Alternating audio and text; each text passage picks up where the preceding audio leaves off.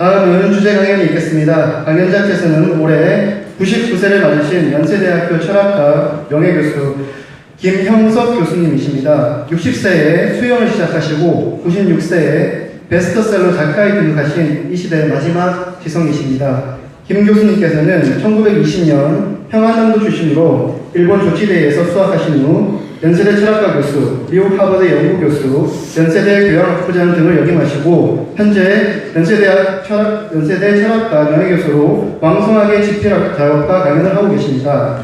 김 교수님께서는 오늘 강연회에서 삶의 길과 나라의 길이라는 주제로 강연을 해주시겠습니다. 아주 뜨거운 박수로 강연을 청해보도록 하겠습니다.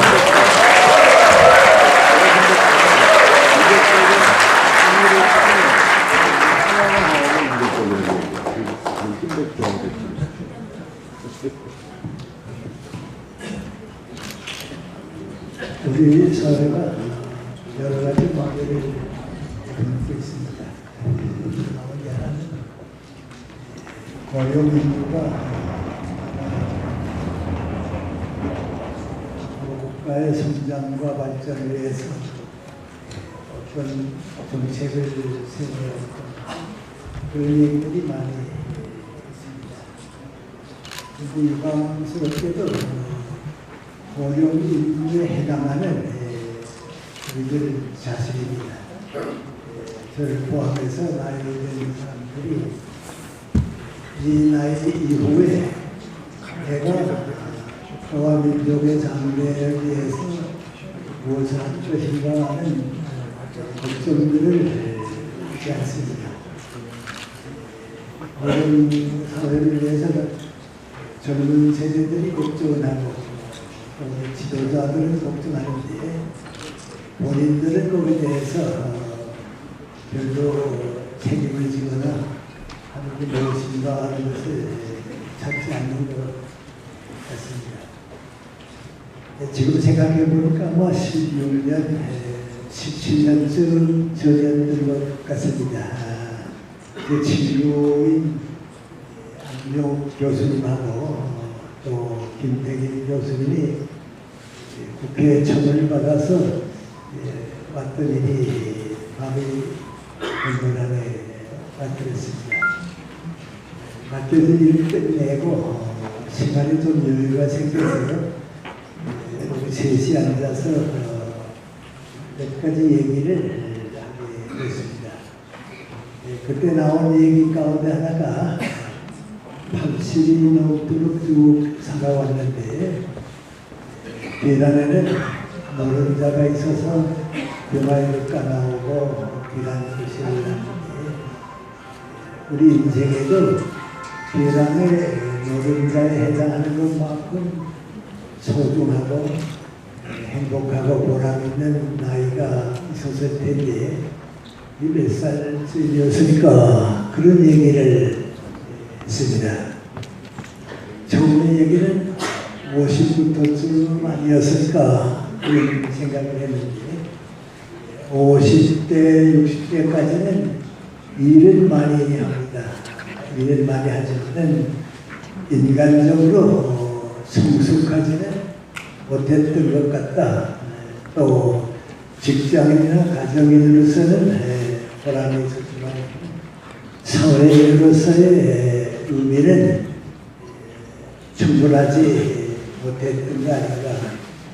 그 나이가 되면 지도자의 자격을 갖춰야겠는데 인격과 모든 면에서 지도자다운 자격은 50대에는 안 됐던 것 같다 말이죠. 그럼 몇 살쯤이었을까? 60쯤 되니까 괜찮았던 것 같다. 60의 나이에 제일 소중한 것은 사람이 평생을 사는 동안에 가장 귀중한 단계는 내가 나를 믿을 수 있는 때입니다. 어떤 사람들은 70, 80이 돼도 자신을 믿지 못하는 때가 있습니다. 그런데 60쯤 되게 되면 내가 나를 믿을 수 있는 나이가 되니까 목자님도 이렇게 생각하시면 아마 60쯤부터가 인간다운 삶에 사회인으로서의 자격을 갖추었던 것 같다. 그런 생각을 했습니다. 그럼 60부터 시작해서 언제까지가 비란의 노른자에 해당하는 나이가 되는가? 60에 시작해서 성장하는 동안, 정신적으로나 인간적으로 성장하는 동안은 보람있고 행복했고 또 사회에 무엇인가 주면서 살았는데 몇 살까지 성장했을까? 누구나 다 노력하게 되면 75세까지는 성장하더라. 그러니까 60에서 75세까지가 우리 계란의 노른자와 같이 인생에서 가장 행복하고 보람있는 나이였던 것 같다. 그런 생각을 했습니다. 그 얘기하는 김태길 선생이 한국인의 가치관이라고 하는 좋은 책을 남겼는데 76세에 완성이 됐습니다. 저도 책을 좀 많이 쓴 책인데 철학에 관한 책은 70대에 썼습니다. 그러니까 노력하는 사람은 60에서 75세까지는 성장하는데 그 나이가 제일 보람있고 행복한 나이였던 것 같다. 그럼 75세까지 성장한다고 하면 어떻게 하는가? 또 얼마나 연장하는가가 문제입니다. 성장했다고 하지만은 내려버리고 말면 의미가 없으니까 얼마나 더 연장할 수 있는가. 그 주변에 여러 사람들 경우를 쭉 생각해 보니까 90 가까이까지는 어떤 사람들은 90까지는 연장하는 것 같다. 그런 결론입니다. 우리 전국의 김수환 중위원이 87세에 돌아가셨는데 86세까지는 사회를 위해서 많은 책임을 지었습니다. 같이 동참했던 우리 김태길 교수는 89세에 돌아가셨는데 세상 떠나기 한 7, 8개월 전까지도 유학곡같이 사회 참여를 했습니다. 안병옥 선생은 마지막 텔레비전에 나왔는데 우연히 보니까 92세입니다. 방송국에 나오지 못하고요. 방송국에서 와서 했는데요. 목소리도 편안하고요. 건강했다. 그런 생각을 했습니다. 가만히 보니까요. 90이 넘도록 유지할 수 있다 하면 일률적으로는 좀 어렵습니다. 개에 따라서 많이 다른데 90 가까이까지는 연장할 수 있어서 해야 한다. 그런 생각입니다. 그래서 60에서 시작해서 75세까지 성장하고 90 가까이까지 갈 수 있고 그렇게 사는 거, 그 인생을 일본 사람들은 죄의 인생이라고 그랬습니다.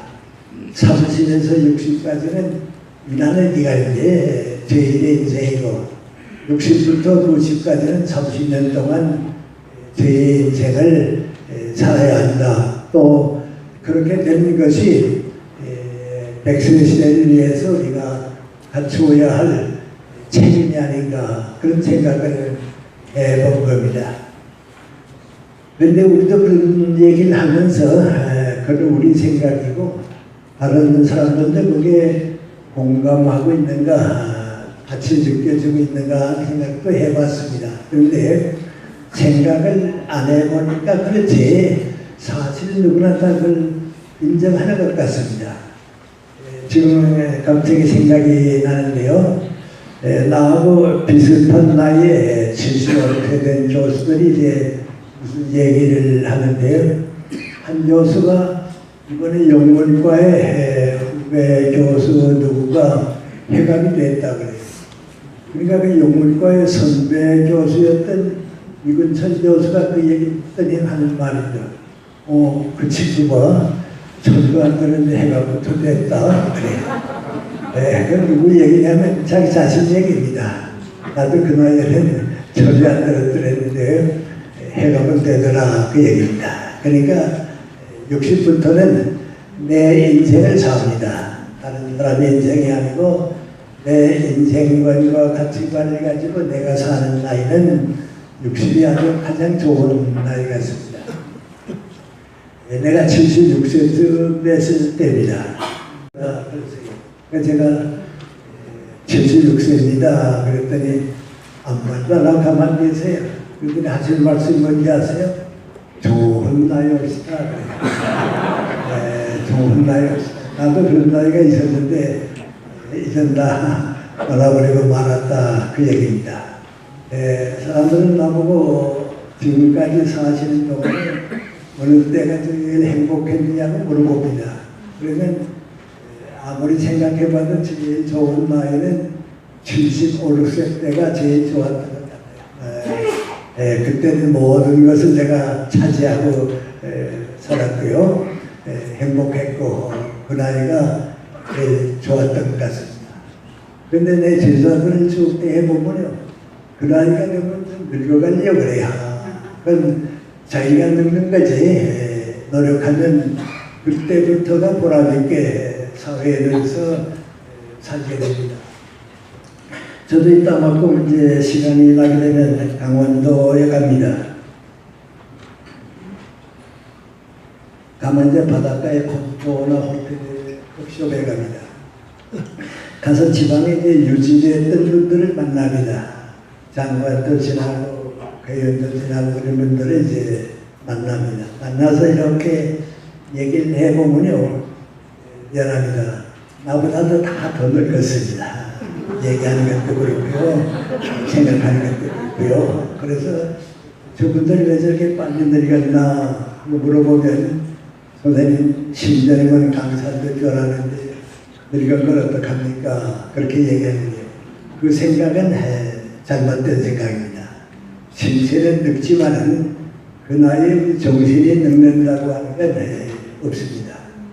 요새 뇌과학을 연구한 사람들이 하는 말인데 저도 설명을 하니까 듣는 얘기입니다. 다른 건 다 늙어가는데 뇌세포만은 쓰는 사람에게서 더 커진다고요. 많아진다고요. 그러니까 정신적으로 성장하는 것은 한계가 거의 없다고 봅니다. 나 자신도 요새 좀 느끼는 때가 있는데요. 얼마 전에 나도 우연히 조선일보를 보니까 우리나라에서 제일 좋은 문장을 쓴 사람들이 어떤 사람인가 하는 것을 작가들에게 물어봤습니다. 이 사람이 이제 제일 좋은 문장을 쓴다 하는 10사람을 뽑았는데 쓱 보니까 어떻게 내 사진도 들어가 있어요. 나도 들어갔단 말이죠. 그리고 다른 9사람들이 어떤 사람인가 보니까 전부 50대 후반이에요. 나만 90대 후반입니다. 근데 나도 과거를 쭉 보면요. 문장은 50대가 더 좋았던 것 같아요. 내가 내 책을 읽어봐도 그래요. 그런데 내 거기에 끼었는가 생각이 올라가 있으니까 그렇습니다.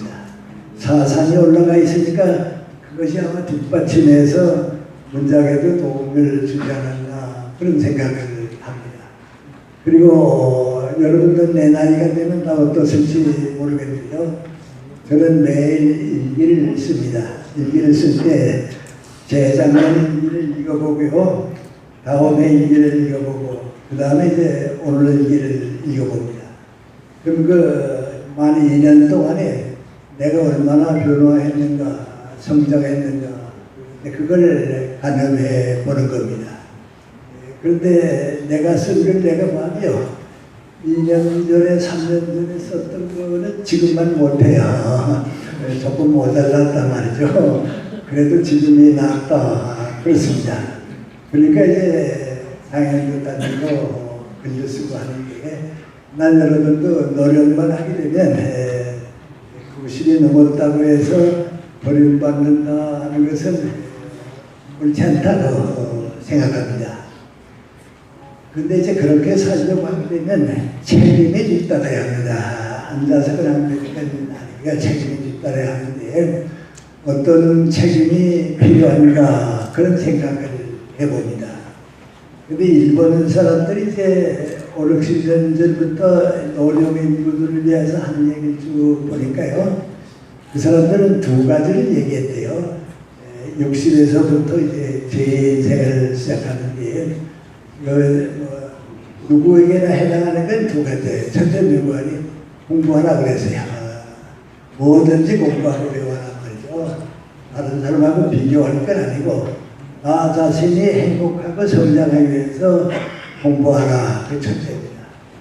그 다음에 두 번째는 60이 넘으면 절대로 놀지 말아라 그럽니다. 일을 끝내게 되면 인생이 끝내니까 무슨 일든지 하지 놀지 말아라 하면서 겁니다. 그 사람들 얘기는 요새는 우리 봉사활동도 있으니까요. 봉사활동을 하더라도 수입이 많다 적다 그런 따지지 말고 일 자체가 인생을 행복하게 만드니까 일해라 주문입니다. 근데 혹시 여러분이 일본을 좀 여행해 보시면 느낄 겁니다. 일본에 지금까지 그 가보면요, 도시에 가든지 농촌에 가든지 우리하고 좀 다른 것은 나이 많은 사람들 노는 사람을 못 봅니다. 아이랍니다. 그게 행복입니다. 또 미국도 그렇습니다. 여러 해 전에 미국에 가서 LA에서입니다. 나와 같이 이제 나이 많은 분들이 이제 이민 와서 있는 좀 연로한 사람들이요. 토요일 점심을 같이 먹고 이런 얘기 저런 얘기 하고 있습니다. 근데 한 사람이 내 옆에 오더니 아이 선생님 미안합니다. 저도 점심을 같이 얘기했으면 좋겠는데요. 일하러 갈 시간이 돼서 먼저 가봐야겠습니다. 그래요. 내가 여기 와서 연극으로 살고 있는데 무슨 일 하세요? 그랬더니 그분 얘기입니다. 선생님 미국에 와서 한 1년 동안 놀아보니까요. 이 사회에서는 노는 사람이 바보입니다. 노는 사람이 바보라. 무엇든지 박차는 시간에 일할 수 있는데 놀아서 인생을 낭비하는 건 바보라고. 그래서 자기는 부인하고 의논을 했는데 나이 많으니까 이제 오래 힘든 일 못하고요. 영어가 서툴고요. 그래서 일주일에 나흘 동안 2시간씩 병원과 호텔에 가서 청소해 준다 그래요. 지금 청소하러 갈 시간에 대해서 먼저 가야겠다 그 얘기입니다. 내가 무슨 일 하세요? 저 그 돈 다 벌어서 뭐 하려고 그러세요? 그랬습니다. 그랬더니 1년 남짓하게 열심히 일하게 되면 그 돈 가지고 아파 여행할 수 있고 성지 순례할 수 있다고 하죠. 그 돈 번다 그래요. 근데 그분이 하는 그 얘기 가운데 미국 와서 한 1년 동안 놀아보니까 노는 사람이 바보라 그래요. 일하는 사람이 행복합니다. 저 세브란스 병원에 좀 자주 가게 되는데요. 가게 되면 주부님들이 2시간, 3시간씩 와서 봉사합니다. 봉사하는데 집에서 일 안 하고 머무는 사람보다는 봉사하는 분들이 행복합니다. 인생을 귀하게 복롭게 살 수 있습니다. 그래서 60이 넘게 되면 내가 나를 키워야 합니다. 그런데 그 내가 나를 키우는 것을 아주 쉽게 말하면 콩나물에 물을 주는 것 같이 키워야 합니다. 항상 새로운 것을 받아들여서 뒤로 보내고 또 새 것을 받아들여서 뒤로 보내는 노력, 그게 계속돼야 합니다. 언제까지 계속하는가? 내가 할 수 있는 때까지 계속하는 겁니다. 제 경우 말하면 90까지도 90주년까지도 항상 새로운 걸 받아들여서 그걸 소화하는 동안에 내가 자라니까요. 계속해야 합니다. 그런데 일을 해야 한다는 것도 그 가운데 하나인데요. 넓은 의미의 공부를 해야 합니다. 공부를 하는데 선진국가에 가보게 되면 가장 누구나 그 나이에 공부할 수 있는 것은 역시 독서입니다. 책을 좀 많이 읽는 노력은 계속해야 합니다. 나라가 성장하는 것도 저는 그렇다고 봅니다. 여러분 이제 미국 같은 데 가서 국회의원들이나 혹은 이제 사회 지도자들 보면요. 전부 독서하는 사람들입니다. 책 읽는 사람들입니다. 그러니까 그 사회가 여전히 성장합니다. 근데 우리는 독서를 좀 많이 안 합니다. 저는 60 넘어서도 좀 그때는 좀 독서를 시작할 나이가 아닌가 그런 생각을 합니다. 제가 이 독서 얘기를 하니까 왜 그것이 필요한가 하는 설명을 좀 어떻게 될지 모르겠습니다. 이렇게 생각해 보시면 아마 쉬울 겁니다. 지금 세계에 이제 많은 나라가 있고 우리 인류가 하나의 공동체가 되어서 살아가고 있습니다. 그런데 이 인류 전체에게 문화적인 혜택을 주는 나라는 5나라밖에 없습니다. 그 나라의 문화적 혜택이 없었다고 하면 우리는 문화가 있는 밝은 낮에 살지 못하고 어두운 밤에 살고 있을 것입니다. 그런데 그 문화적 혜택을 준 나라가 어떤 나라인가 하고 보면 역사적으로 영국이 첫째입니다. 그 다음에 프랑스, 그 다음에 독일입니다. 그 다음에 어느 나라가 되는가 우리 다 기대하기는 러시아가 될 걸로 알았습니다. 또 역사가 그렇게 흐르고 있었습니다. 그런데 불행하게 러시아가 공산주의를 선택하면서 탈락했습니다. 좀 미안하지만은 저는 러시아는 그런 점에서는 후진 국가로 가까워지고 있습니다. 그 대신 이제 올라온 나라가 미국입니다. 그리고 아시아에서는 일본입니다. 이 5나라의 문화적 혜택 때문에 지금 우리가 쭉 살아가고 있는데요. 이 나라들은 어떤 나라인가 하는 생각을 해봅니다. 그 나라 사람들은요, 지금 여행을 와도 압니다. 국민의 절대 다수가 100년 이상 독서한 나라입니다. 그 독서하는 토양이 있었기 때문에 나무가 자라고 꽃이 피고 열매 맺고 세계 문화를 이끌어가게 되고 그렇습니다. 그런데 독서를 하지 않은 나라는 또 앞으로도 할 가능성이 없는 나라는 문화 혜택을 주지도 못하고 받지도 못합니다. 여러분 여행을 해보시면요, 여기 캐나다가 있고 미국이 있고 멕시코가 있습니다. 멕시코가 한때는 미국보다 많이 앞섰던 선진 국가입니다. 근데 지금은 내려왔습니다. 이 멕시코에서부터 저 맞은 남쪽 끝에 브라질까지 가보세요. 독서하는 나라가 없습니다. 100년 앞으로 기다리지요. 그 나라 때문에 문화적 혜택을 받지는 우리가 못합니다. 아프리카나 인도나 중동 지방은 거의 독서가 없다시피 한 나라들입니다. 그러니까 세계 문화에 참여하지 못합니다. 그 우리 아시아에서는 어떻게 되는가 하는 생각을 하는데요. 아시아에서는 일본만이 독서한 나라입니다. 이제 그 혜택을 일제시대 전 받아들인 우리가 다음에 독서한 나라가 되고요. 중국이 같이 올라왔습니다. 근데 중국이 불행하게도 공산주의를 선택하면서 독서는 인문학을 하는 겁니다. 고전을 읽는 건데요. 고전과 인문학을 버렸습니다.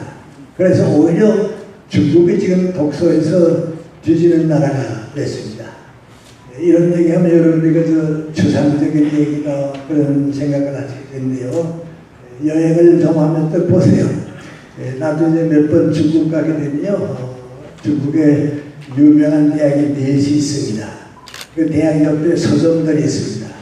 이 학생들이 무슨 책을 읽는가 하고 이렇게 가보게 되면 인문학 책이 거의 없습니다. 마르크스주의하고 모택동 사상밖에 없습니다. 그러니까 또 성장하지를 못합니다. 오래전에 독일의 한 대학원 학생이 중국말 다 공부하고요. 한문 다 배워가지고 중국의 사상을 연구하기 위해서 북경대학에 오늘이 있었습니다. 와서 중국 문화를 공부하려고 왔는데 와서 보니까 없습니다. 마르크스주의하고 모택동 사상밖에 안 하니까요. 되돌아가야겠다. 돌아가려고 하다가 타이완 자유중국에 가면 공부할 수 있다고 하는 걸 알았습니다. 자유중국으로 가다가 서울서 내가 만나게 됐습니다. 나보고 자유중국 가면 중국 문화 연구할 수 있냐 그래요. 가면 된다고 했습니다. 가면 되는데 언어의 장벽 때문에 내가 원하지는 못하겠는데 중국보다는 자유중국이 낫고 자유중국보다는 일본이 월등하게 앞섰습니다. 그러니까 중국 문화를 연구하려고 해도 지금 학자들은 일본에 약에 있습니다. 그만큼 독서가 필요하고 그래서 공부하는 길 가운데 하나는 독서하는 길입니다. 그 다음에 두 번째 중요한 거 있습니다. 우리 60이 되고 나이 들고 지도자가 되면서 중요한 것은요.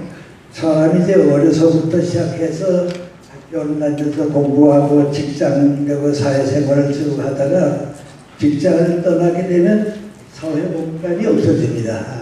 사회활동 공간이 없어지니까 가정으로 돌아갑니다. 가정으로 돌아가서 나이 들게 되면 공동묘지를 가게 됩니다. 그러니까 그 사람의 가치와 인생의 의미가 어디 있는가 하고 물으면 이 사회 공간을 얼마나 넓게 사느냐 겁니다. 성공했다, 보람 있는 인생을 산다 하는 것은 사회 공간이 넓은 겁니다. 평범하게 살았다는 건 낮은 겁니다. 그러니까 이 사회 공간이 60이 넘으면 정년퇴직하는 사람도 많이 있고 그러니까 사회 공간을 잃어버립니다. 그리고 가정으로 내려옵니다. 그리고 끝납니다. 근데 제가 좀 우리 같이 걱정하고 싶은 것은 60이 넘었다고 해서 절대로 사회 공간을 포기해서는 안 됩니다. 60이 넘어서도 사회에 대한 관심을 가져야 합니다. 내가 무엇을 해서 우리 사회에 도움을 줄까 하는 것을 스스로 찾아서 일하는 노력이 60 이후에 우리에게 주어진 의무입니다. 그거 안 하는 사람은 점점 사회에서 빨리 버림을 받습니다. 그 사람이 나이 많았으니까 버림받는 게 아니고요. 사회에 대한 책임이 없는 사람들이니까 버림받게 되는 겁니다. 아마 제가 이렇게 얘기하면 쉽게 이해하실지 모르겠습니다. 제가 14살 났을 때 우리 시골에서는 처음으로 중학생이 됐습니다. 내 아버지한테 중학교 때 합격이 됐습니다 하고 인사를 했더니 우리 아버지가 그 다음 날인가 다음 날 저녁입니다. 그럼 난 찾으시더니 내가 이제 중학생이 됐다고 하니까 내가 너한테 할 말이 있다 그러세요. 무슨 말씀인가 들어봤더니 아버지 말씀은요. 이제부터 내가 긴 인생을 살아가는 동안에 항상 나와 내 가정 걱정만 하면서 살게 되면 내가 가정만큼밖에 성장하지를 못합니다. 직장에 가서 직장을 진정으로 위하고 친구들과 함께 일하고 사회활동을 하게 되면 내가 그 직장의 지도자만큼 성공하는 겁니다. 성장한다. 그런데 항상 민족과 국가를 걱정하는 마음을 가지고 살게 되면 그것을 모르는 동안에 민족 국가의 지도자만큼 커질 못다. 그 말씀입니다. 그런데 우리 아버님은 옛날 분이기 때문에 학교 교육은 전혀 못 받으신 분입니다. 그 말씀은 맹관에 교회에서 성장하신 우리 아버지가 나한테 얘기했던 그 바로 기독교 정신이냐. 우리 아버지는 기독교 정신이 그렇게 이해했거든요. 나는 그때는 철이 없었으니까 무슨 뜻인지 몰랐고요. 얼마 지나서 제가 이제 연세대학교 교수로 갔습니다. 가서 이렇게 직장 생활을 쭉 해보니까요. 지금은 안 그렇습니다. 그때는 좀 그랬습니다. 우리 연세대학교에 많은 교수님들이 계신데요. 상당히 많은 교수님들이 내가 학교를 위해서 무엇을 할 것인가 그것보다는요. 학교로부터 내가 무엇을 얻을까 더 많이 생각합니다. 옛날이니까 이제 공국도 올라가면 좋죠. 보너스 좋게 좋죠. 나도 좋죠. 그러나 내가 가르치고 있는 학생들이 등록금을 내지 못해서 고생하는 거 다 알면서 내 동급만 올라갔으니까 됐다. 또 그렇게는 생각할 수 없죠. 그러니까 학생들한테는 반드시 공급 올라가면 내가 어떻게 도움은 아닙니다. 근데 그렇게 산 교수들은요. 65세가 돼서 정년퇴직을 하게 되면요. 대학이 잊어버려요. 자기도 사회에 가서 할 일이 없어지고 말아요. 근데 같은 교수인데 정말 대학을 위해서 노력하고 학문을 위해서 정성을 바치고 나보다도 대학과 학문의 모든 정성을 쏟고 사람들은 대학에 주인됩니다. 처장도 되고 학장도 되고 총장도 되고 그랬습니다. 또 올라가야 올라가서라고 또 열이 남습니다. 그런데 그런 사람들은 일생의 명예가 일생의 자랑이 대학과 두 번을 남아요. 어느 대학에 총장실 한다. 어느 대학에 어느 교수님이다. 대학과 두 번을 남아요. 그런데 수는 많지 않은데요. 대학생활을 이렇게 쭉 해보면 바깥으로 그렇게 나타나진 않는데요. 항상 민족과 국가를 걱정하는 사람들이 있어요. 근데 이 사람들은 그 다음에 65세가 돼서 정년이 되고 끝나게 되면요. 다른 사람들은 다 끝나는데 그 사람들은 세상을 떠날 때까지 민족과 국가를 위해서 일해요. 저도 내가 가장 아는 내 친구들 가운데 그런 사람들을 많이 봅니다. 아까 내가 얘기했던 우리 안병옥 선생님, 김대균 선생님, 우리 동감입니다. 또 같은 분야에서 일했고 50년 동안 함께 일했으니까 정도 깊고 그렇습니다. 그런데 그 친구들이 강화한 부분은요. 60이 될 때까지는 언제나 항상 얘기해요. 60이 넘은 다음에는요. 만나면 나라 걱정, 민족의 자랑에 대한 걱정, 가치관의 상식을 어떻게 우리가 책임지는가 하는 걱정이에요. 그런데 그 친구들은 세상 떠날 때까지 다 이래요. 세상 떠나는 날이 일이 끝내는 날이에요. 왜냐하면 그 마음이 민족과 국가와 더불어 남았기 때문에 그렇습니다. 그래서 우리 친구들의 얘기긴 합니다만 어떻게 살았는가 말씀드리는데요. 한 번은 80이 다 넘었는데 안병옥 선생이 나한테 전화를 걸었어요. 김생 남들이 생각하기에는 우리가 다 함께 일하고 있으니까 항상 만나서 즐거운 얘기도 하고 차도 마시고 그런 줄 아는데 우리 1년 내내 가도 세 사람이 함께 만나서 즐거운 시간을 가져봤다고 이대로 가게 되면 그 정도 다 여물지 모르겠으니까 1년에 몇 번만은 만나자 그래요. 두세 번이라도 만나자고. 나도 그러자고. 내가 김태균 선생님한테 전화 걸었습니다. 우리 1년에 며칠이라도 만나서 우리끼리도 저렇게 우정을 가져보자 했습니다. 나는 그런 사람인 줄 알았습니다. 김태균 선생님이 전화를 했더니 한 말이 그 어떻게 한 가지만 아직도 떠다른 생각을 안 한다 그래요. 또 다른 생각이 뭔데요? 그랬더니 우리가 늙은 줄 몰라. 그래도 세상 사람들은 우리 나 이제 갈 사람으로 가라. 나 갈 나이가 되지 않았어. 이제 열심히 우리가 아들을 나를 마무리하고 가면 되는데 이제 또 우정을 싸워봐. 세상에 제일 힘든 일이 뭔지 알아? 사랑하는 사람을 먼저 보내고 남는 사람이 제일 힘들다고. 그래서 이렇게 살다가 한달 가게 되면 맞구나 괜찮은데 이제 또 우정을 쌓았다가 누가 한 사람 가봐 하는 사람이야 모르지 보내는 사람이 얼마나 힘들겠다 하는 생각도 해봤어. 그 얘기를 듣고 보니까 그게 맞을 것 같아요. 안 행복을 했더니 그것도 그렇다. 그래서 열심히 갔다 갈 때가 오면 따로따로 가자 그렇게 했습니다. 아마 김태균이 먼저 가시려고 얘기한 것 같아요. 그분이 먼저 가고요. 한 번은 안병옥 선생님 나한테 토요일 오는데 전화 걸었어요.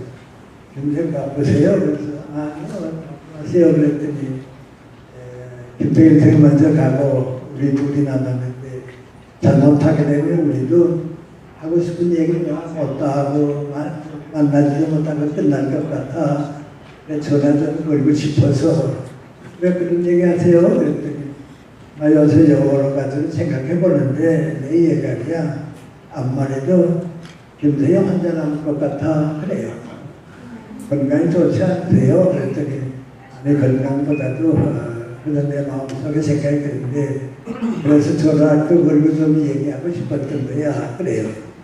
근데 그 분위기가 꼭 우리 어머니가 세상을 떠나기 전에 나한테 유언을 하신 것 같아요. 우리 어머니가 어떤 날 찾으시더니요. 내 정신이 똑똑할 때 너하고 하고 싶은 얘기를 해야겠다. 그런 생각이에요.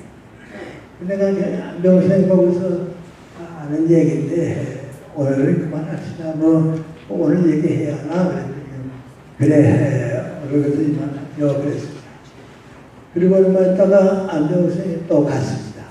갔는데 그분이 나한테 하고 싶은 얘기는 간단합니다. 혼자 남겨도 가서 미안해.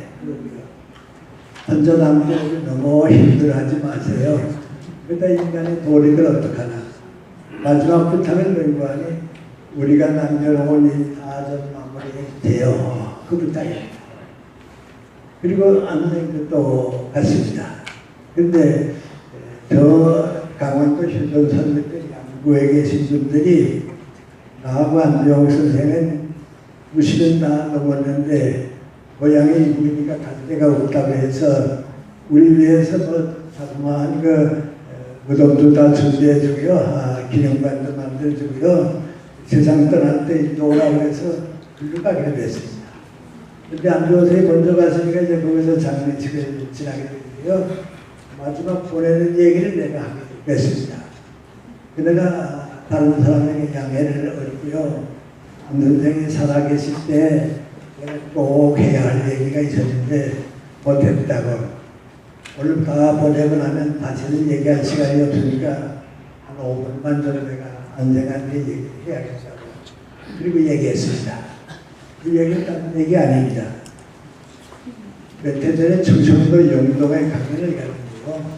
강연을 끝내고 옆에 방에서 피곤하니까 이렇게 앉아서 쉬고 있는데 왜 어떠신가요? 그래요.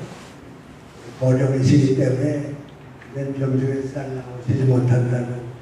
워낙 고령이시니까 그러시겠죠. 그래도 선생님만 그렇게 직접 뵈고 제가 고맙던 인사드리니까 제가 기쁩니다. 그런 사는 얘기입니다. 저희들이 1960년대, 70년대 살 때는요, 정말 힘들었습니다. 힘들었습니다. 경제적으로는 아니고 정신적으로 다 방황하고 있었습니다. 그때 두 분 선생님이 계셔서 책도 써주시고 방송도 해주시고 강연도 해주시고 두 분 선생님 말씀으로 우리가 30년 동안 살았습니다. 한 번은 꼭 고맙게 인사를 드려야겠는데 선생님이 없고 나니까요 정말 감사드리십니다. 수고 많이 하셨고 고맙습니다. 그랬더니 하는 말입니다. 저는요 이 어려운 때 우리를 위해서 하느님께서 두 분 선생님을 보내주셨다 그렇게 생각하고 있었습니다. 정말 고맙습니다. 안병 선생님 뵙게 되면요 꼭 고맙다는 인사 좀 전해주세요. 그 얘기하고 하셨습니다. 그리고 내가 그 얘기를 안 생각할 기회가 없는데 이번엔 처음 시작할 때도 안생 얘기 마지막 할 때도 꼭 안생 보고 고맙다는 인사 전해달라고 하는 얘기입니다. 내가 가는 안생 보고서요 또 이렇게 고맙게 생각하고 있는데 편안히 쉬시라고 그랬습니다. 그리고 제가 느낀 거 있습니다. 이게 뭡니까? 사람이 자기를 위해서 한 일은 그 다음에 남게 없습니다. 뭐 돈을 벌었다 뭐 그건 다 나와 가질 게 없습니다. 목적이 내가 나를 위해서 사는 건 남는 게 없습니다. 도구로 산 건 행복합니다. 직장을 같이 했다든지 함께 일했다든지 함께 일한 도구로 산 건 행복합니다. 그런데 민족과 국가를 걱정한 마음은 남습니다. 그 업적이 남는 건 잘못된 생각이에요. 그 마음이 남아서 대한민국이 성장할 겁니다. 앞으로도 또 성장할 거예요.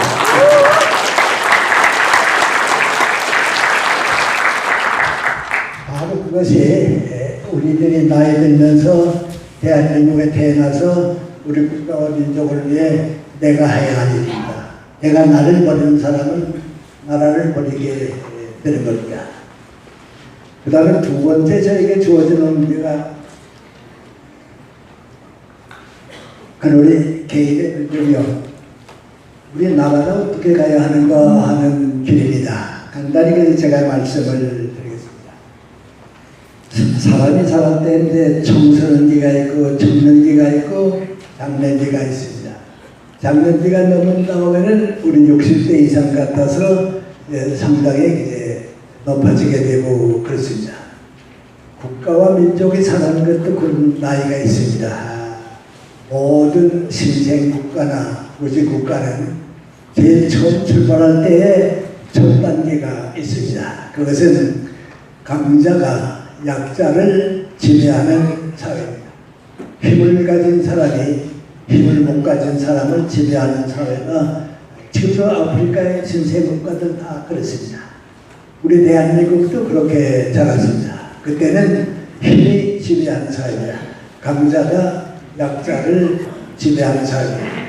강자가 가난한 사람을, 권력 가진 사람이 못 가진 사람을, 사회적으로 위에 있는 사람이 아래 사람을 지배하고 삽니다. 근데 우리도 그런 기간을 보냈습니다. 우리는 이승만 대통령에 대해서 정권을 잡기 시작한 다음부터 오래 계속해서 전두환 정권이 끝날 때까지가 그랬습니다. 그때는 강자가 약자를 지배하는 사회를 살았습니다. 또 그 단계가 다 있지 없는 건 아닙니다. 예를 들어 말하면 그 당시 사실분이 많이 안 계셨습니다만은 이승만 대통령의 후계자가 이기봉씨입니다.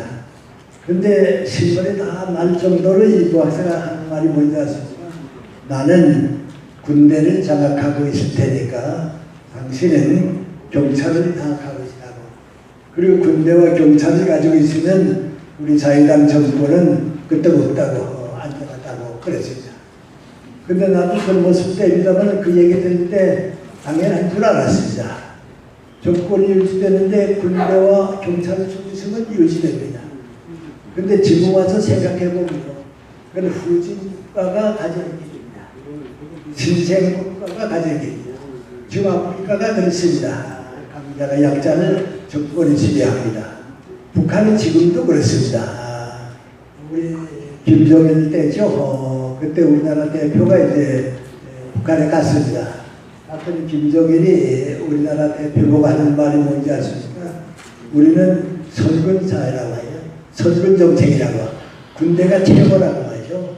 그 내가 군대를 장악하고 있는 동안은 모든 게 내 마음대로 된다고 날 믿으라고 하죠. 근데 당시에는 5년만큼 대통령을 바꾸니까 내가 믿지 못하겠다. 대통령이 바뀌면 또 생각이 달라지고 그러니까 날 믿으라고 하죠. 그게 아주 잘할 거예요. 그러면 아니 그걸 솔직히 말하면 아니 우리는 아직 후진 국가입니다. 우리는 아직 후진 신생 국가입니다. 그러니까 내가 군대를 가지고 장악하고 있습니다 하는 고백인데 그건 후진 국가입니다. 우리도 이승만 박사 때부터 전두환 정권이 끝날 때까지는 그 과정을 밟아왔습니다. 그러니까 쿠데타도 일어났죠. 군사정권도 생기죠. 그랬습니다. 그런데 그걸로 끝났으면 우리는 선진국으로 갈 가능성을 못 가졌습니다. 근데 그걸 우리가 극복했습니다. 몇십 년 동안 민주화 투쟁을 통해가지고 극복했는데 그게 언제 열매 맺게 됐냐면 김영삼 대통령 때 문민정부가 생기면서 힘이 지배하는 사회, 군대와 경찰이 지배하는 사회는 끝났습니다. 그 다음에 김영삼 대통령 때부터 오늘까지 물관이 힘이 지배하는 사회가 아니고 법이 지배하는 사회입니다.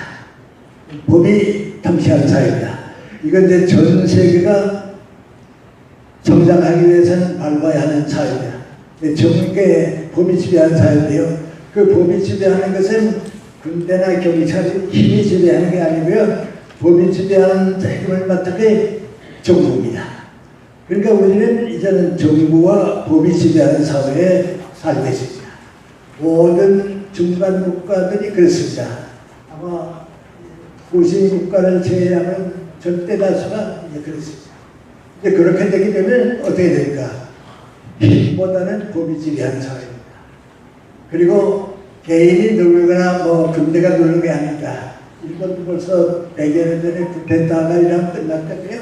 그 맹관이 힘이 지배하는 사회는 민주주의는 용납하지를 않습니다. 우리도 지금 거기에 왔습니다. 박정희 대통령 때 그랬고 전두환 때 뭐 신군부주의겠지만 이제는 군인이 무슨 쿠데타를 일으킨다. 그걸 우리 상상 못합니다. 왜냐하면 이제 법치사회이기 때문에 그렇습니다. 그래서 우리가 봄 단계까지 이제 올라오게 된 겁니다. 근데 지금은 그 연장선에 있습니다. 근데 대부분의 이제 우리 정치하는 사람들은 그것만 잘 되면 선진국가가 될 것이다. 그렇게 믿고 있습니다. 근데 그건 아닙니다. 사실 선진국가가 되려고 하면 법과 정부가 지배하는 사회가 아니고 질서가 지배하는 사회가 돼요. 그래서 민법에는 그렇게 있죠. 법은 무엇을 목적으로 하는가. 법 없는 사회를 만드는 것이 목적이라고 합니다. 그때는 질서가 지배하게 됩니다. 이건 법과 정부가 지배하는 게 아니고 사회 지도자들이, 민간 지도자들이, 종교계의 지도자, 교육계의 지도자들이 산 사회입니다. 이 사회에 가게 되면 모든 게 달라집니다. 예를 들어 말하면 정권이 위에서부터 내려오는 것이 없고 민주주의가 되기 때문에 아래서부터 올라오게 됩니다. 근데 정권은 국민을 위해 것이지 국민이 정권 위에 있다고 하는 생각은 안 합니다. 그러니까 그 사람은 법에 대한 생각을 많이 안 합니다. 질서가 무너지느냐 안 무너지느냐 그걸 걱정하게 됩니다. 혹시 여러분 이제 여행을 하시게 되면요, 제가 이런 사회가 선진 사회로구나 하는 걸 느끼실 겁니다. 미국보다도 캐나다에 가보세요. 그 사람들은 법에 대한 관념을 별로 안 가집니다. 캐나다에 농사 지는 사람 보고서 우리는 또 요새 헌법을 바꿔야 한다고 다 걱정하고 있는데 우리나라의 헌법은 어떻게 되냐 하고 물어보면 우리나라에도 헌법이 있나 그럽니다. 세상에 헌법 없는 나라 없거든요. 그런데도 우리나라에도 헌법이 있나 그럽니다. 아니 헌법도 없는 나라가 어디 있냐 그러면 뭐 문제가 생기면 엿묻고 보고하면 되지 뭐. 그게 뭐 이렇게 중요하냐 그랬습니다. 그러니까 그건 법치사회가 아니고 도덕과 윤리가 지배하는 질서사회입니다. 근데 거기에 지도자는 다르습니다. 지금 캐나다 수상이죠. 그 사람이 이제 아버지가 트루도 수상이 있을 때입니다. 아주 좋은 정치를 했습니다. 그러니까 그 정당과 이제 국민이 떠나지 말고 한 번 더 해달라고 생각했습니다. 근데 이분이 2번인가 3번 연임을 했습니다. 내가 그냥 있는 것이 좋은가, 캐나다의 장래를 위해서 떠나는 것이 좋은가 걱정하게 됩니다. 내가 우연히 이제 잡혀에 생겼는데요. 몹시 추운 날 그 결정을 내야겠다 해서 혼자 산책을 떠났습니다. 쭉 산책을 떠나고 돌아오면서 그 생각이 맹고하니 캐나다의 장래를 위해서 내가 더 이상 있는 것보다는 유능한 후배에게 넘겨줘야겠다. 돌아와서 다음 달 발표했습니다. 난 이번으로 수상국을 떠난다고.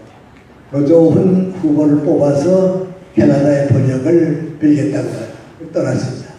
온 국민이 더 있어달라고 하는데 떠났습니다. 이번에 그 아들이 젊은 수상인을 해서 캐나다를 이끌어갑니다. 이건 법치사회가 아니고 질서사회이기 때문에요. 온 국민이 책임을 집니다. 미국은 조금 성격은 다르지만 그건 마찬가지입니다. 학자는 학문을 통해서 사회봉사합니다. 기업가는 기업을 통해서 국가에 봉사합니다. 예술가는 예술을 통해서 나라를 돕습니다. 정부를 뭐 하느냐? 그 지도자를 위해서 양성하는 겁니다. 정부가 앞장서는 게 아닙니다. 지도자들 앞장서서 나라를 이끌어갑니다. 그런 나라들이 경제도 성장하고요, 민주주의도 잘하고 그렇습니다. 저 요새 우리나라 대학들이 너무 힘들게 삽니다. 한번 뭐 일부에 좀 글을 보내서 거기서도 그런 일이 있고 하는데요. 대학을 너무 정부가 통제하니까요, 대학이 성장을 못합니다. 그런데 지금 전 세계는 대학 경제입니다. 그런데 한번 노무현 대통령 때입니다.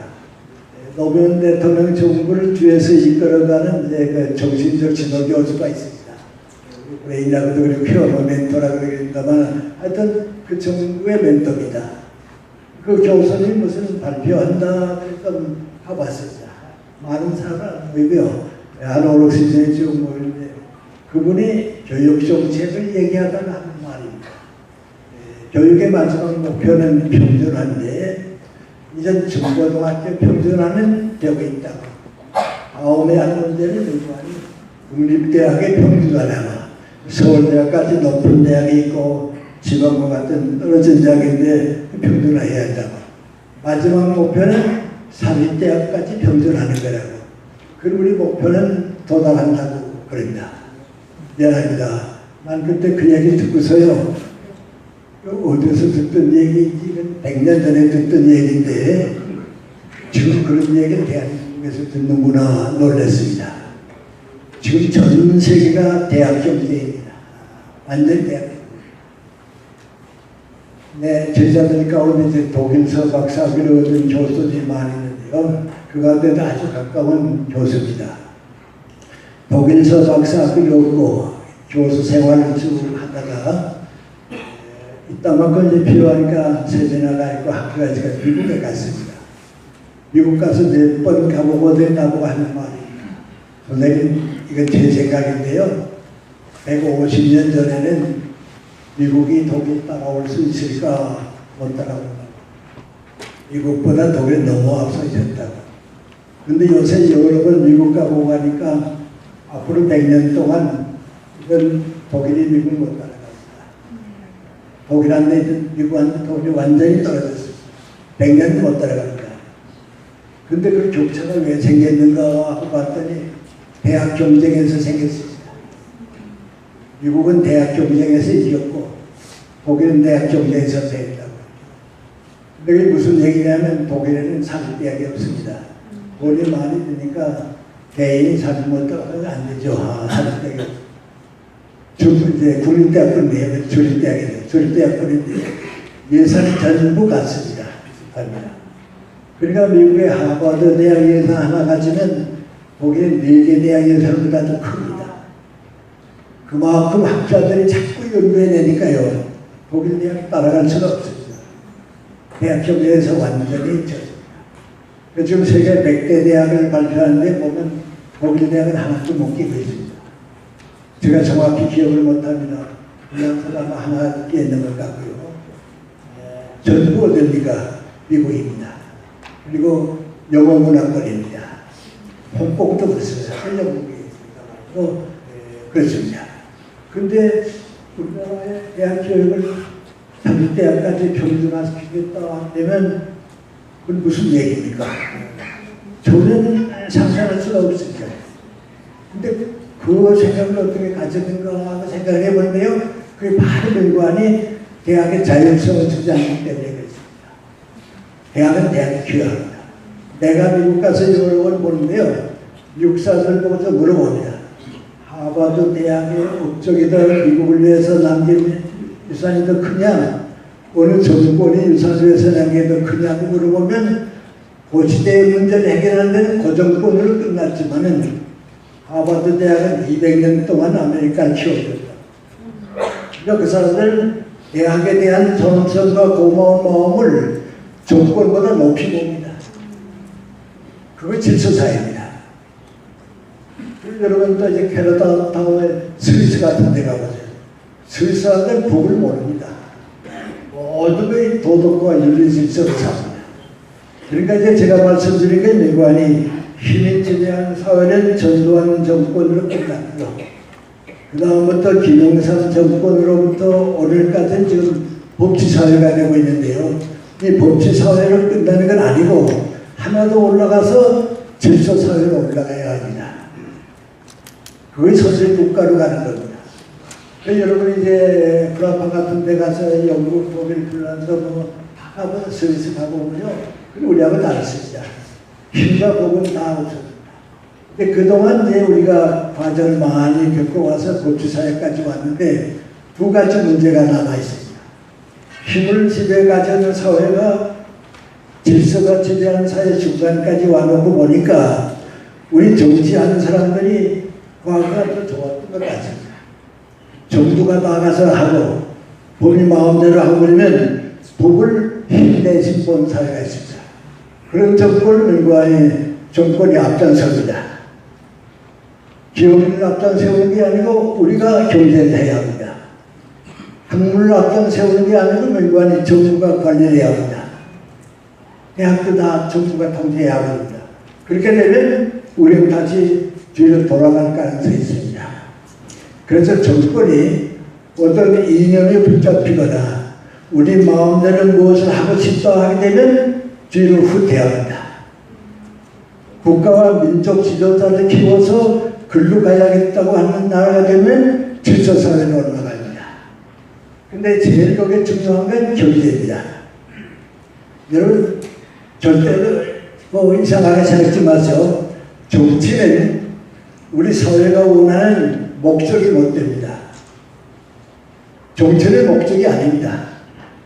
지금 여러분 전부 정치에 사니까요, 국회의사 사람도 있거나 이러니까요, 정치가 목적인 줄 아는데 정치는 무엇인가를 위한 것이지 정치는 목적이 아닙니다. 더 좋은 사회, 더 좋은 미래를 위해서 방법을 방관하고 길을 열어주는 거지 정치를 위해서 우리가 태어난 건 아닙니다. 그럼 정치의 첫째 목적은 모든 정부가요 해야 할 책임이 꼭 세 가지는 있습니다. 이제 우리도 이제 절대 빈곤에서 벗어났다는 말인데요. 정치는 세 가지는 꼭 해야 하는데 첫째가 민관이 절대 빈곤에서 벗어나야 합니다. 그거 도와주는 게 정치입니다. 두 번째는 민관이 돈이 없어서 병원 치료를 받지 못하는 사람에게 병치료의 혜택을 주는 거, 그건 정부가 해야 합니다. 정부가 직접 하는 게 아니고 정부가 그렇게 할 수 있는 길을 열어줘야 합니다. 세 번째는 문맹자가 없는 사회를 만들어줘야 합니다. 이건 정치의 첫째 목적입니다.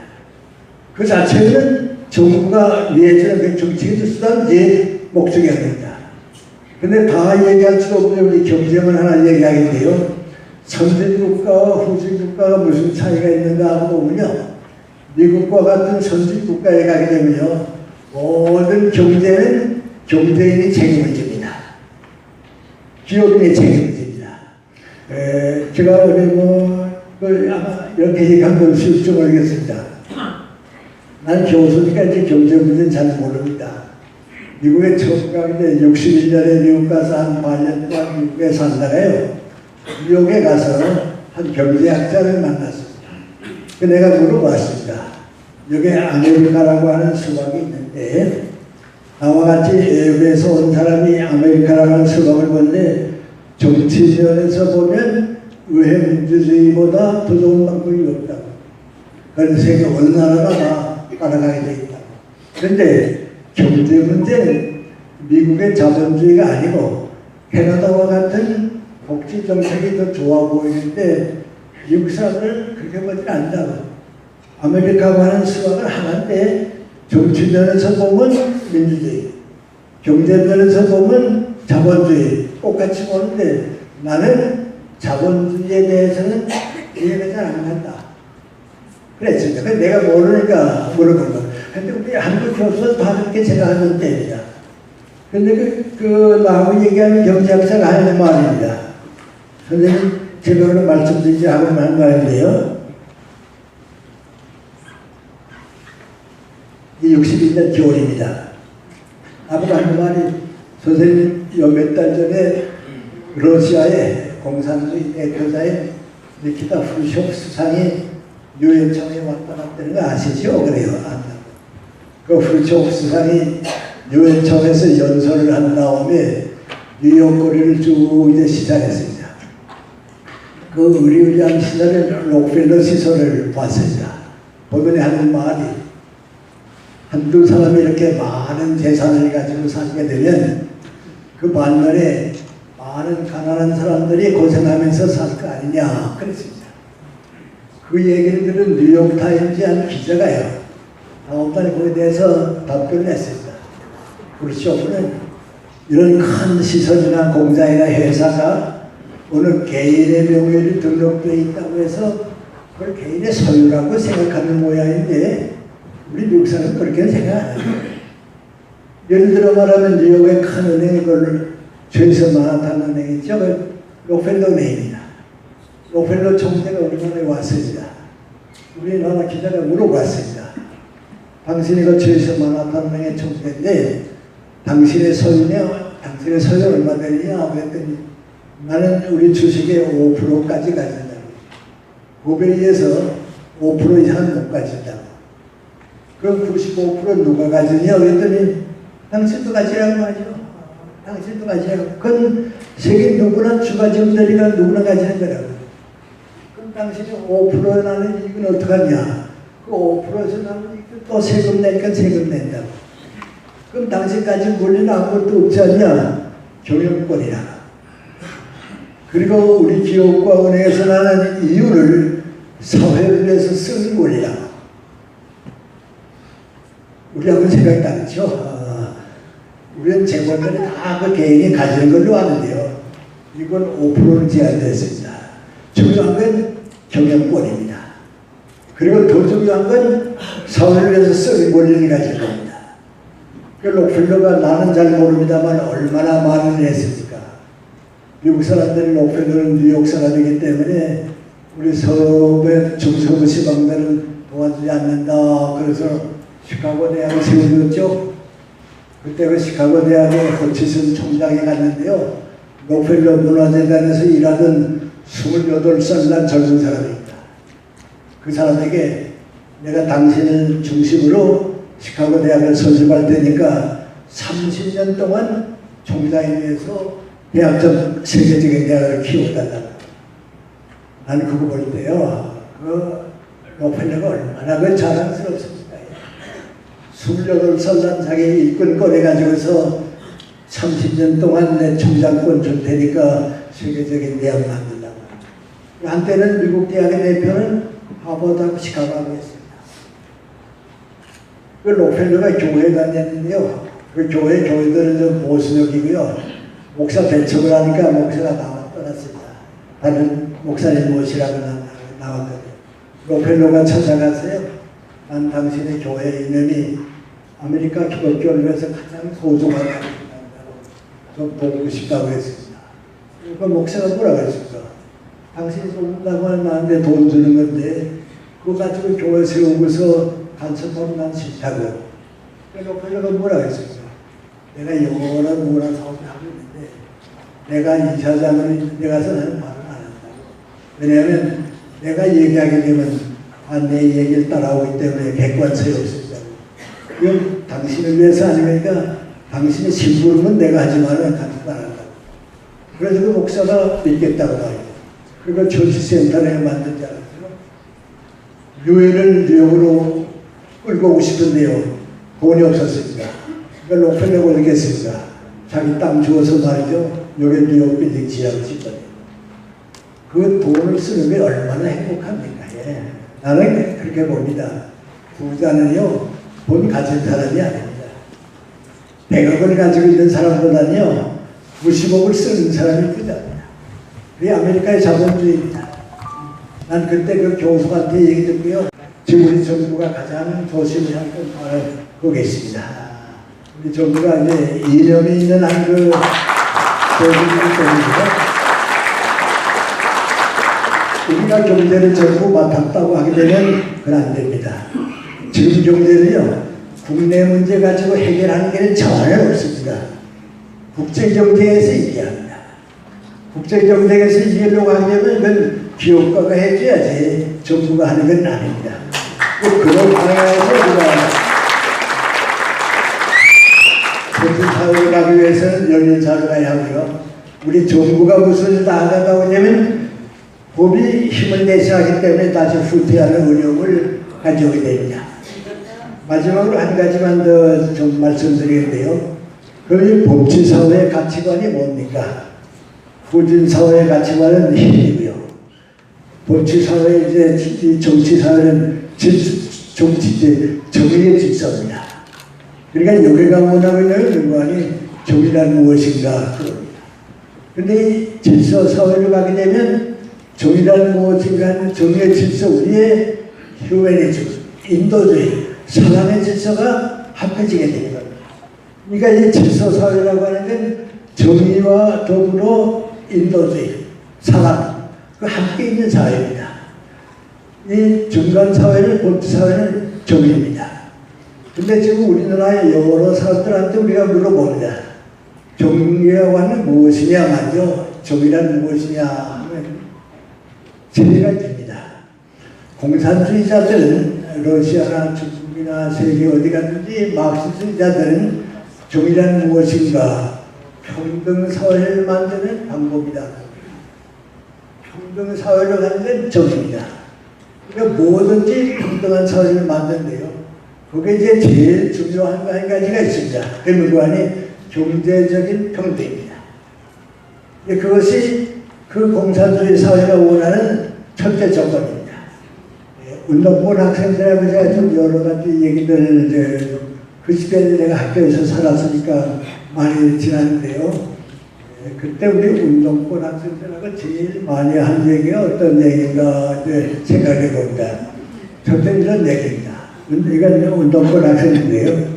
여기 이제 큰 테이블이 이제 있습니다. 내가 여기 점을 하나 찍었습니다.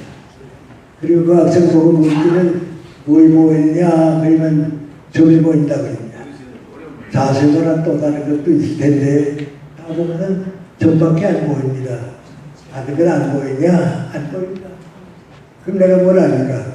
너는 이 점만 보지 이 책상 전체를 본다. 이 책상 전체를 먼저 보고 그 다음에 점을 보라. 그런데 너는 이것만 보고서 이것만 해결되면 이게 다 해결될 걸로 생각하는데 그게 아니다 말이야. 그러니까 너희는 젊었으니까 세상 넓게 보라고 하죠. 일본도 정학생이 제일 많았던 나라인데 지금 한 사람도 없습니다. 일본 가서 정학생 지금 하나도 없습니다. 왜요? 세계 전체 보니까요. 그게 얼마나 뒤떨어졌다고 하느라. 그 다음에 또 이제 운동권 학생들이니까 내가 다 사랑하는 학생들이니까 다 내가 얘기 들어줍니다. 주로 경제적인 얘기입니다. 그런 얘기합니다. 옛날에는 내가 서울 사는데 부산을 가려고 하면 기차를 타고 대전, 대구, 삼남진, 부산 거기밖에 없습니다. 나만 아니고 누구도 서울 사람으로서 부산 가면 어떡하냐 하면 무궁화호 타고 후에는 세로로 타고 그 기차밖에 없습니다. 근데 막수수가 생기고 170년 지나는 동안에 역사가 바뀌었습니다. 뭐 달라졌습니다. 고속도로가 생겼습니다. 그러니까 이제는 기차 타는 사람보다는 고속도로 타는 사람이 더 많습니다. 비행기가 날아갑니다. 상상도 못했던 항공기가 있습니다. 같은 기차지만 KTX 타지 무궁화호가 세번은 안 탑니다. 지금은 그때입니다. 근데 그 옛날 무궁화호 타는 때를 그대로 고집하고서 사회 문제가 해결되려고 하는 건 그건 아니다. 그건 너희가 생각한 것이다. 서울대학에 갔다가 서울대 학생들 받는 질문인데요. 그 학생이 이제 내 강의 나 듣더니 하는 말이 뭔가니 선생님 뭐라고 말하든지 경제 문제에 있어서는 빈부의 격차가 없는 사회가 되는 게 제일 좋은 사회 아닙니다. 다른 건 다 원래는 경제가 중심인데 빈부의 격차가 없는 사회가 제일 좋은 사회가 아닙니까? 그거예요. 나는 이제 저 학생들이 또 운동권 학생 서울대학교 난 잘 모르니까요.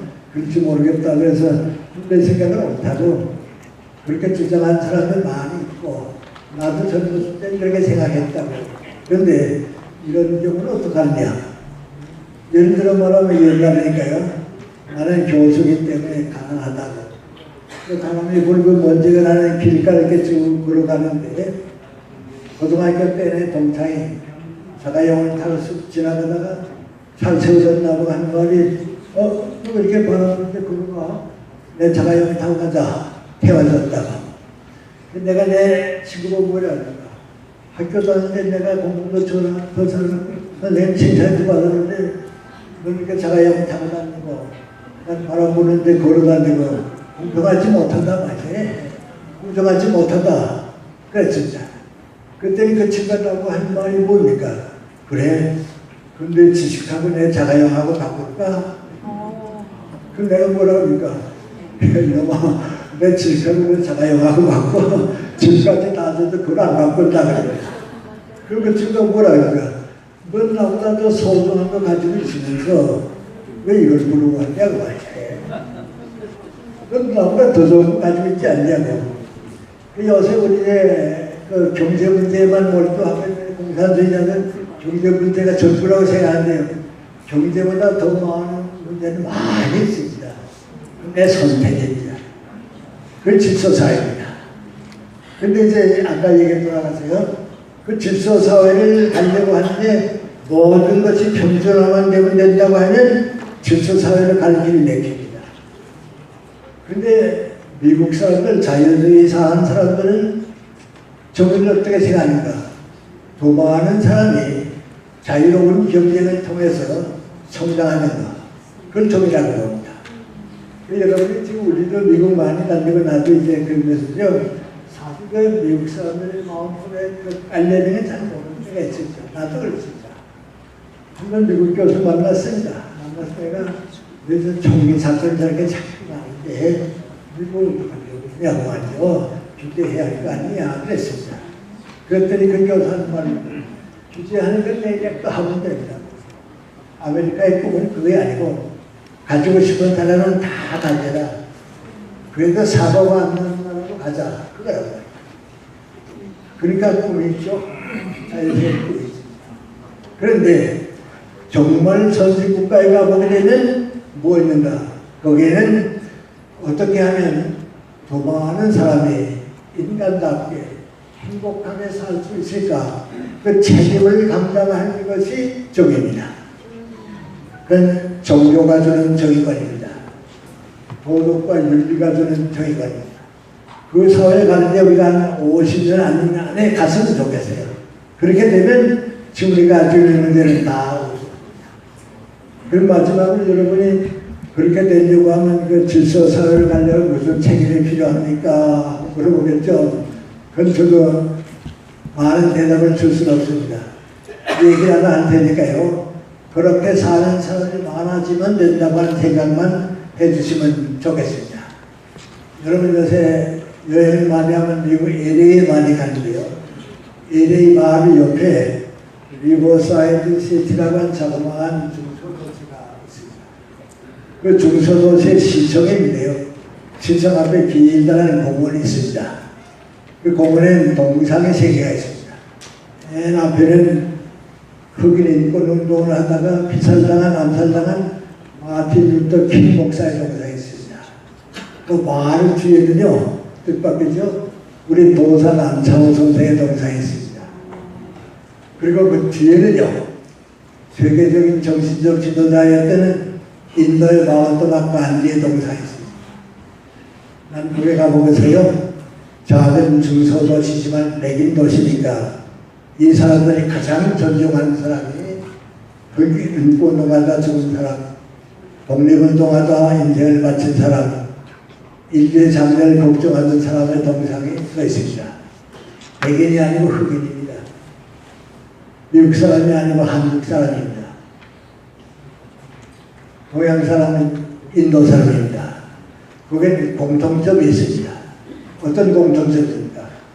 마틴 루터 킹 목사는요, 내 시간과 내 인생과 내 목숨까지 다 바쳐서 내게 주어진 가장 소중한 책임은 무엇인가?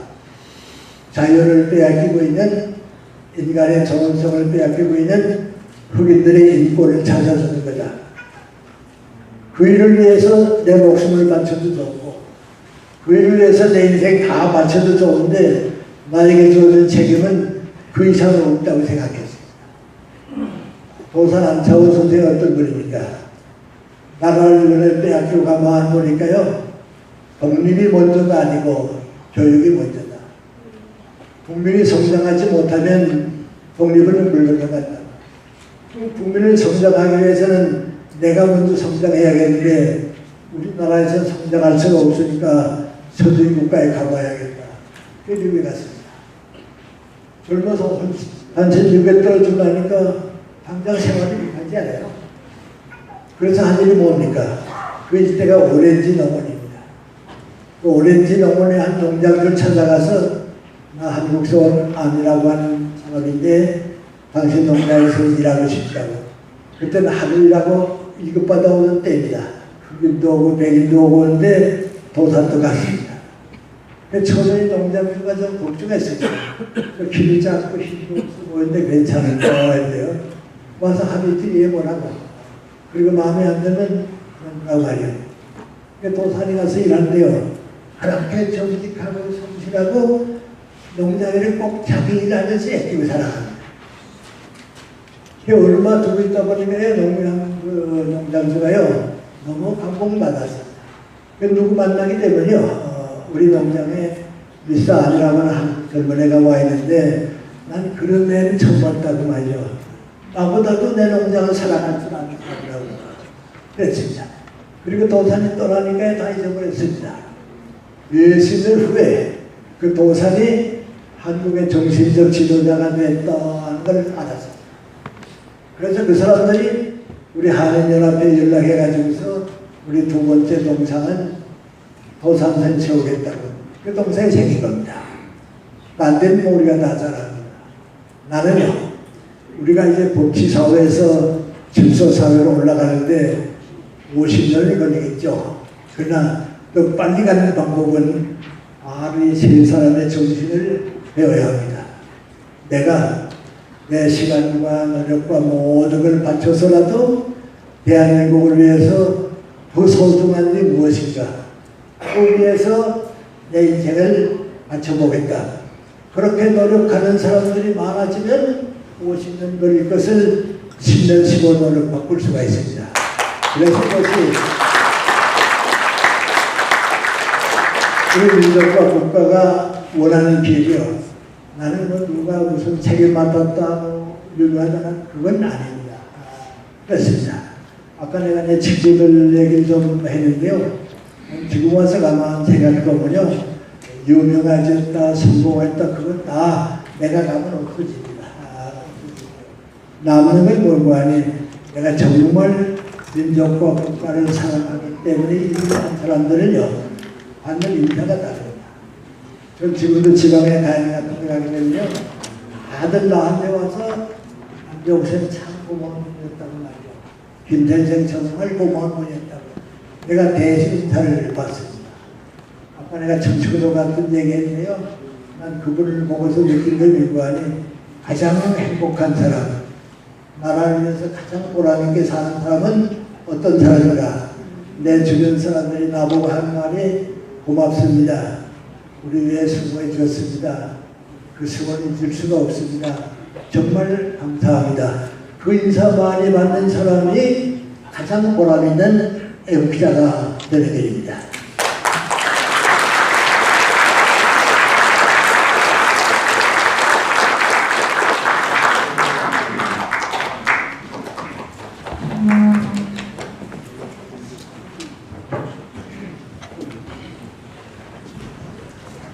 바쁘신 중에도 아주 뜻깊은 강의 해주신 김현수 선수께 뜨거운 박수 부탁드리겠습니다.